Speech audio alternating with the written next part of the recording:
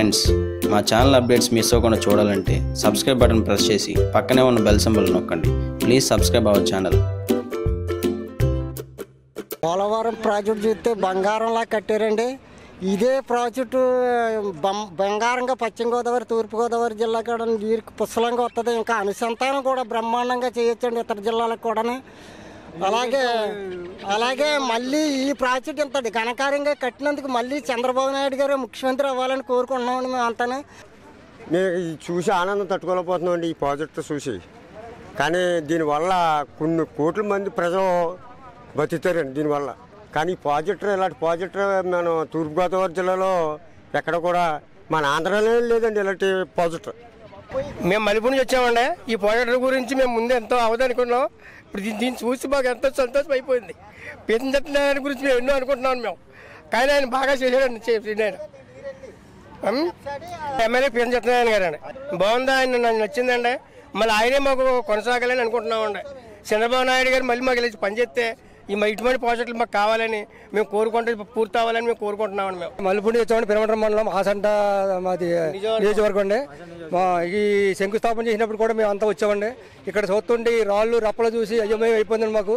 ఈ ఆల ఇక్కడ పరిస్థితి చూస్తుంటే అసలు ఇది మనుషులు చేసే పని కదా, దేవతలు చేసినట్టు ఉందండి.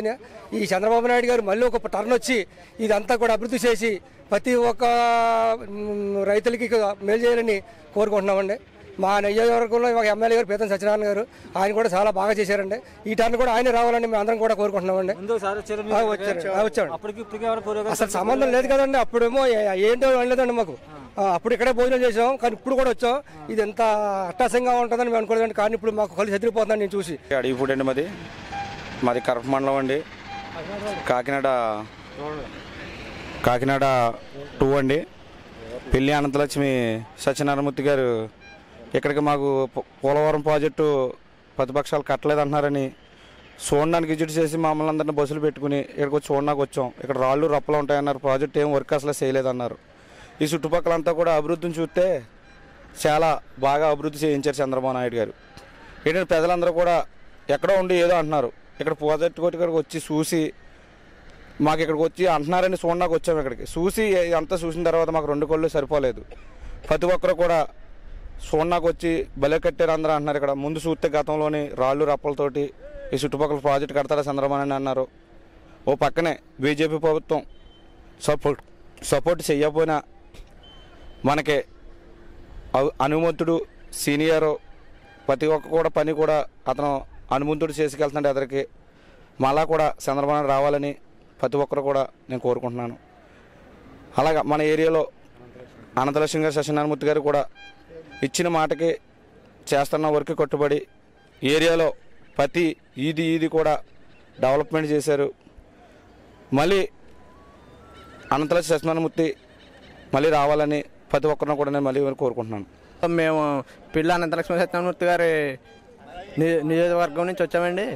మాది గురజనాపల్లి కరప మండలం అండి. మేము కాకినాడ రోడ్లో పోలవరం చూడటానికి వచ్చాం. ఇక్కడ పోలవరం ప్రాజెక్టు చాలా బాగుంది. చంద్రబాబు నాయుడు గారు 2019 మళ్ళీ సీఎంగా చంద్రబాబు నాయుడు గారు కాకినాడ రూరల్ అనంతలక్ష్మి గారు మళ్ళీ రావాలని కోరుకుంటున్నామండి. ఇక్కడ వచ్చిన సందర్శకులు కూడా భోజనం ఏర్పాట్లు కానీ అన్ని చాలా బాగున్నాయి. కాకినాడ రూరల్ నుంచి చాలా బస్సులు ఇక్కడ జనాలు తీసుకొచ్చారు. ఇక్కడికి వచ్చిన తర్వాత ఏర్పాట్లు కూడా చాలా బాగున్నాయి. ఇక్కడ మేము బాగా ఎంజాయ్ చేసాం. విజయవాడ నుంచి వచ్చాం. చాలా బాగుందండి. చూడటానికి వచ్చిన తర్వాత చాలా ఆనందంగా ఉంది. ఇంత ఉంటుంది అనుకోలేదండి. చాలా ఎక్కువగా చురుగ్గా పనులు కూడా బాగా సాగుతున్నాయి. వస్తామని అనుకోలేదండి. అనుకోకుండా రావటం చాలా సంతోషంగా ఉంది.